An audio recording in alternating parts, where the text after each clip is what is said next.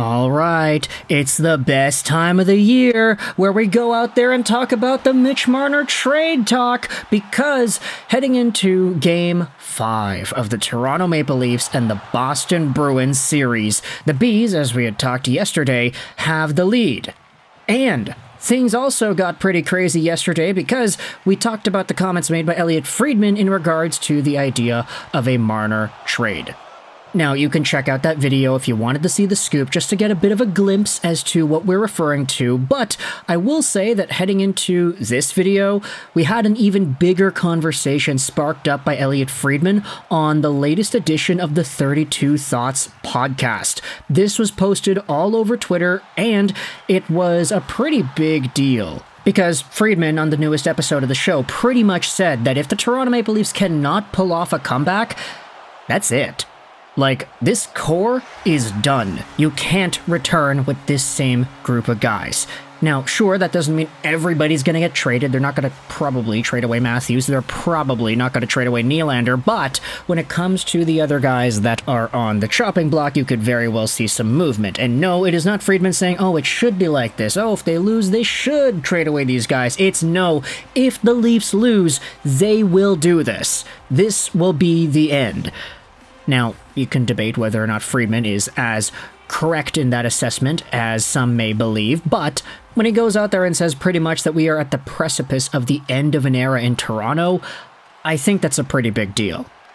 So, let's go out there and talk about some of the Mitch Marner trade conversations that have popped up all over social media, starting out with what was said by Nick Alberga, who is a former Sportsnet employee. He used to do stuff for Sportsnet 590 The Fan.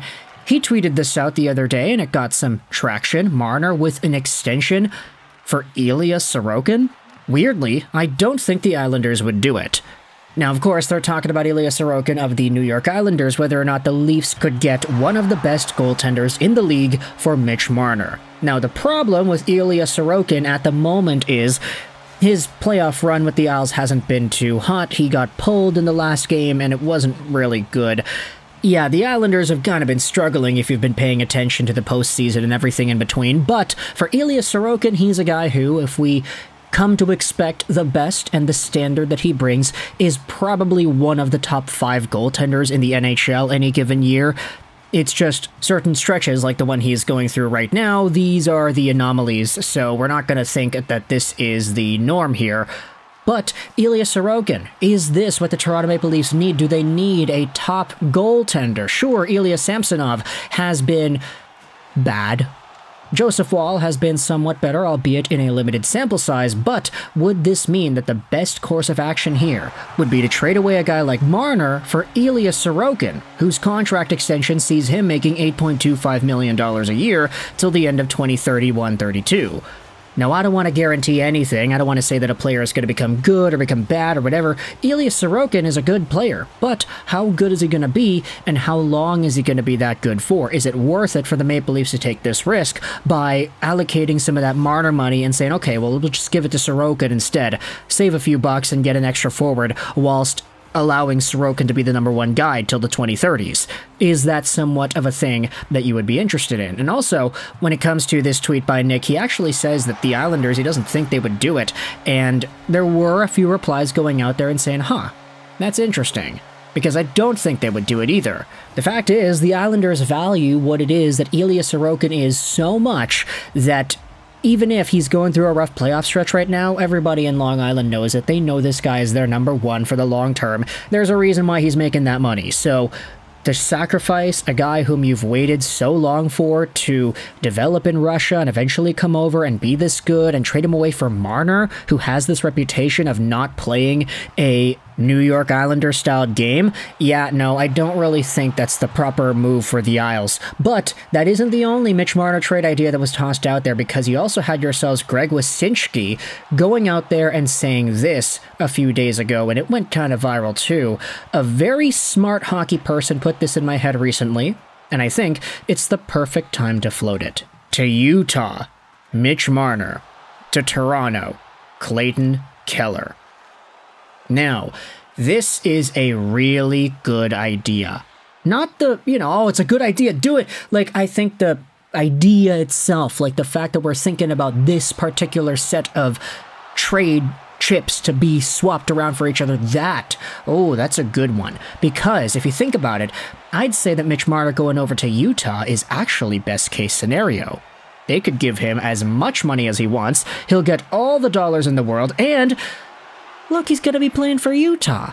Who expects the Utah Hockey Club to go out there and become a Stanley Cup contender right away? Nobody. You want to know why? Because they're the gosh darn Arizona Coyotes in disguise. Like, the Coyotes were so bad.